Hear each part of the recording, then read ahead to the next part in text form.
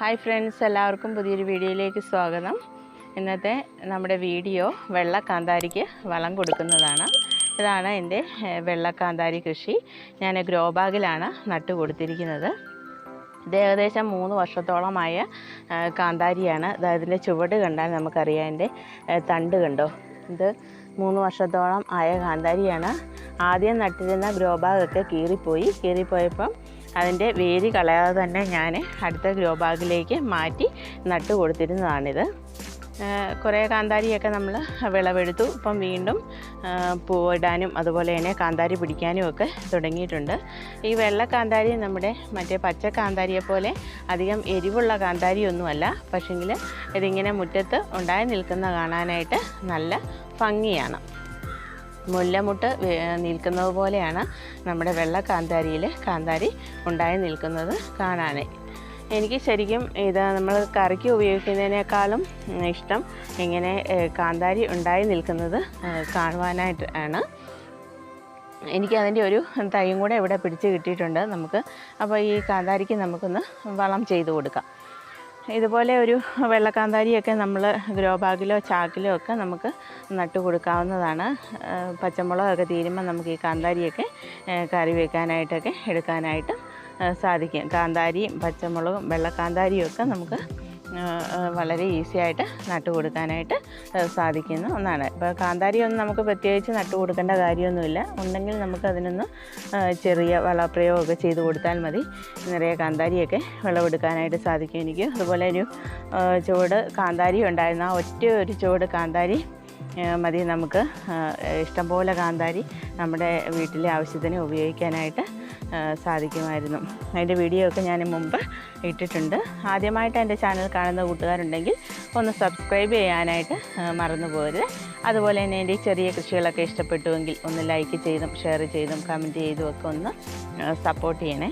നമ്മളിതുപോലെ grow ബാഗിലൊക്കെ നടുമ്പോൾ ചിലപ്പോൾ ആ ഗ്രോ ബാഗൊക്കെ അങ്ങ് കീറിപ്പോകും. അന്നേരം നമ്മൾ അടുത്ത ഒരു ചാക്കിലോട്ടോ അല്ലെങ്കിൽ വേറെ ഗ്രോ ബാഗിലോട്ടോ ഒക്കെ അതിൻ്റെ ചുവട് മാറ്റി മണ്ണൊന്നും കളയാതെ തന്നെ അങ്ങ് ഇറക്കി വേറൊരു ഗ്രോ ബാഗിലേക്ക് വെച്ച് കൊടുത്താൽ മതി.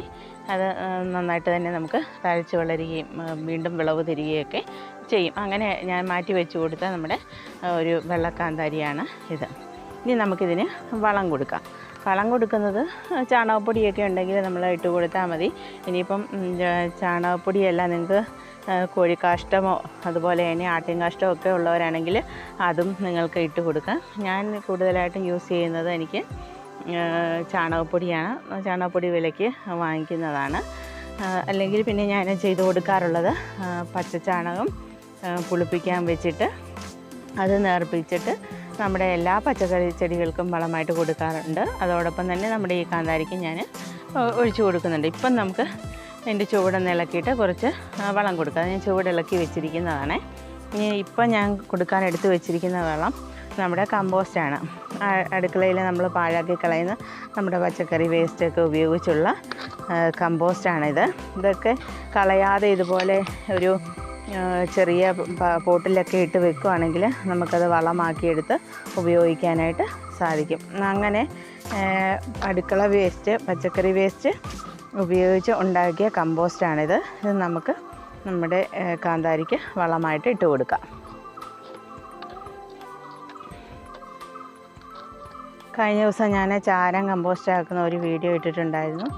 ചാരം കമ്പോസ്റ്റ് ആക്കാൻ ഇനിയും പച്ചച്ചാണകം ഇല്ലാത്ത കൂട്ടുകാരുണ്ടെങ്കിൽ നിങ്ങൾക്ക് അതിന് പകരമായിട്ട് ചാണകപ്പൊടി ഉണ്ടെങ്കിൽ ചാണകപ്പൊടി ഉപയോഗിച്ചത് ചെയ്യാവുന്നതാണ്.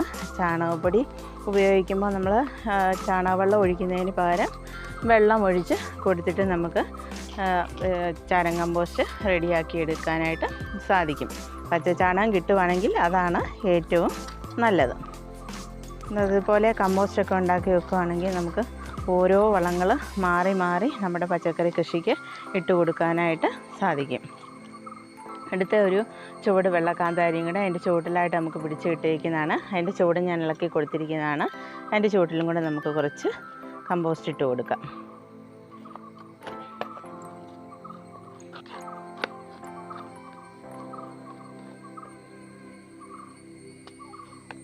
ഇട്ട് കൊടുത്തിട്ട് നമുക്ക് അതിൻ്റെ ചുവട്ടിലേക്ക് കുറച്ച് മണ്ണും കൂടെ അടുപ്പിച്ച് കൊടുക്കാം.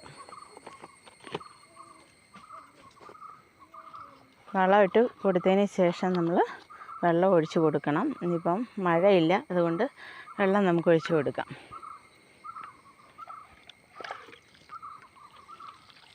ഗ്രോ ബാഗിലൊക്കെയാണ് കൃഷി ചെയ്യുന്നതെങ്കിൽ നല്ല മഴ കിട്ടിയാൽ മാത്രമേ നമുക്ക് ഇതിന് ചുവട്ടിലൊക്കെ വെള്ളം കിട്ടുകയുള്ളൂ. മഴ ഉണ്ടെങ്കിലും ചില സമയത്ത് ഞാൻ വെള്ളം ഒഴിച്ച് കൊടുക്കാറുണ്ട്.